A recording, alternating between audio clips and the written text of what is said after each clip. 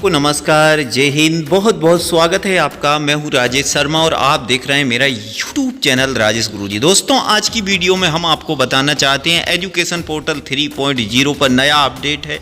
जैसा कि अतिथि शिक्षक भर्ती का आदेश जारी हो चुका है और मध्य प्रदेश के समस्त सरकारी स्कूलों में अतिथि शिक्षकों की भर्ती हो रही है। अब आपको यह जानना बहुत आवश्यक है कि रिक्त पद किस स्कूल में हैं।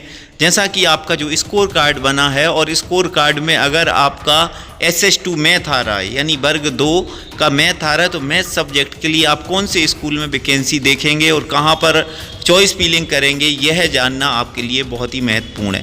तो जो एजुकेशन पोर्टल 3.0 है उस पर वैकेंसी अपडेट हो रही है, यहाँ पर हम आपको बताना चाहते हैं। वीडियो को अंत तक जरूर देखें। यहाँ पर आपको एजुकेशन पोर्टल 3.0 यहाँ पर लिख देना है।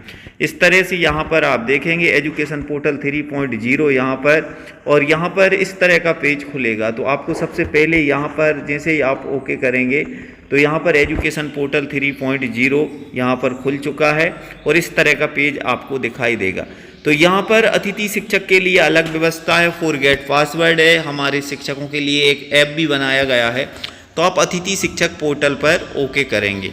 जिस तरह से आप यहाँ पर पोर्टल पर अतिथि शिक्षक पोर्टल पर ओके करेंगे तो अतिथि शिक्षकों के लिए विशेष सूचना यहाँ पर आप देख सकते हैं।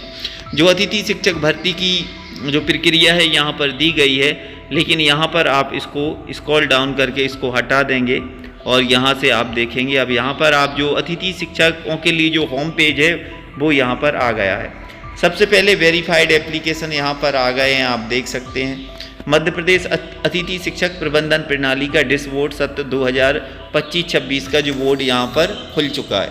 जैसा कि GFMS पोर्टल पर खुलता था, वैसे ही यहाँ पर जो अतिथि शिक्षकों के लिए वेरीफाइड जो कैंडिडेट हैं उनकी यहाँ पर जो संख्या है वो यहाँ पर दिखाई दे रही है। यहाँ पर जो अतिथि शिक्षक भर्ती का आदेश यहाँ पर जो कल 26 तारीख को जारी हुआ है वो 26/6/2025 का आदेश आप यहाँ से डाउनलोड कर सकते हैं।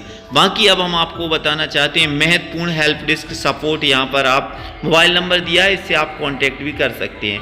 अब यहाँ पर आपके लिए ये महत्वपूर्ण है समझना थोड़ा। यहाँ पर आप समझेंगे। सबसे पहला ऑप्शन यहाँ पर आप देखेंगे अतिथि शिक्षक हेतु संभावित रिक्तियाँ, कार्यरत अतिथि शिक्षक की सेवा लेने योग्य आवेदक। तो यहाँ पर सबके लिए ऑप्शन चालू हो चुके हैं। तो अब यहाँ पर आप जो पहला ऑप्शन है अतिथि शिक्षक हेतु रिक्तियाँ, यहाँ से आप अपने ज़िले के जो विकास खंड है, जो ज़िले में जो जितनी भी रिक्तियाँ हैं वहाँ पर आप देख सकते हैं। अब आपके जो विकास खंड में जितनी रिक्तियाँ हैं वो आप देख सकते हैं। अतिथि शिक्षकों हेतु मध्य प्रदेश के कोई से भी ज़िले में आप यहाँ से रिक्तियाँ देख सकते हैं। स्कूल में यहाँ पर आप रिक्तियाँ देख सकते हैं। और अतिथि शिक्षक की सेवाएं लेने हेतु उपलब्ध योग्य अभ्यर्थियों की जो लिस्ट होगी, कौन कौन से अभ्यर्थी जिनका स्कोर कार्ड मेरिट के आधार पर होगा, ज़्यादा होगा, तो वो यहाँ से देख सकते हैं। सबसे पहले हम यहाँ पर सिलेक्ट करते हैं अतिथि शिक्षक हेतु रिक्तियाँ अपने विकास खंड की। तो यहाँ पर हम सर्च करेंगे तो इस तरह का यहाँ पर पेज खुल जाएगा।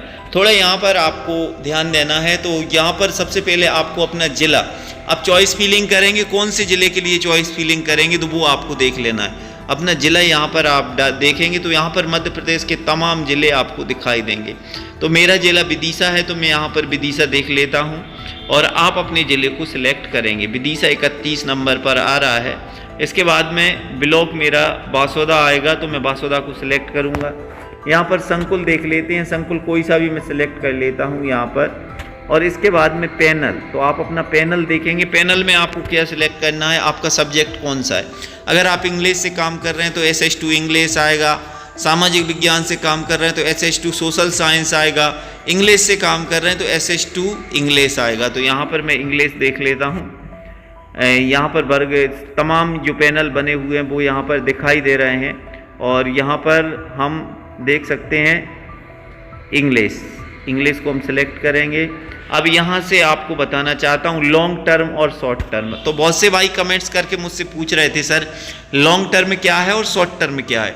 तो लॉन्ग टर्म जो वैकेंसी होती है वो स्कूल में जैसे जो पद खाली है, यानी यहाँ पर कोई शिक्षक नहीं है, परमानेंट ये पद खाली है, 5 साल 10 साल के लिए भी ये खाली रह सकता है जब तक कोई शिक्षक नहीं आएगा।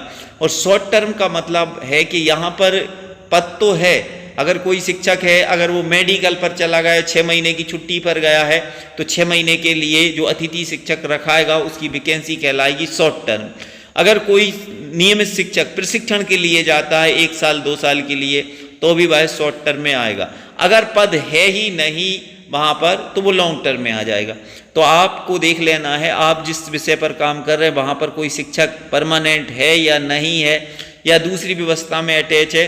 तो अगर शिक्षक नहीं है तो आपको लॉन्ग टर्म में डालना है, और शिक्षक है और कहीं गया है तो आपको शॉर्ट टर्म। तो यहाँ पर अपन लॉन्ग टर्म में सिलेक्ट कर लेंगे। अब यहाँ से आपको सर्च कर देना है। सर्च करेंगे आप यहाँ पर, तो यहाँ पर आप देख सकते हैं वार्निंग रिकॉर्ड नोट फाउंड। तो अभी जो वैकेंसी हैं वो अपडेट हो रही हैं, स्कूलों से जानकारी मांगी जा रही है, और 1 से 2 दिन में यहाँ पर स्कूल शो होने लगेंगे मित्रों। बाकी आपको बताना चाहते हैं, आप यहाँ पर अपने ज़िले में, विकासखंड में तमाम जो भी है तो वहाँ से आप अपनी वैकेंसी देख सकते हैं। अतिथि कार्यरत अतिथि शिक्षकों की सूची यहाँ पर आप देख सकते हैं, लेकिन अभी किसी की काउंटिंग नहीं हुई है। तो यहाँ पर आप यूडाइस कोड डालेंगे। अगर यूडाइस कोड डालने के बाद, जैसे मैं किसी स्कूल का यूडाइस डाल के देख लेता हूँ कोई अतिथि शिक्षक काम कर रहा है या नहीं कर रहा है।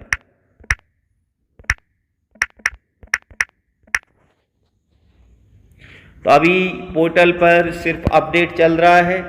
बाकी भाइयों आपके लिए ज़रूर बताऊंगा जो भी अपडेट आएगा।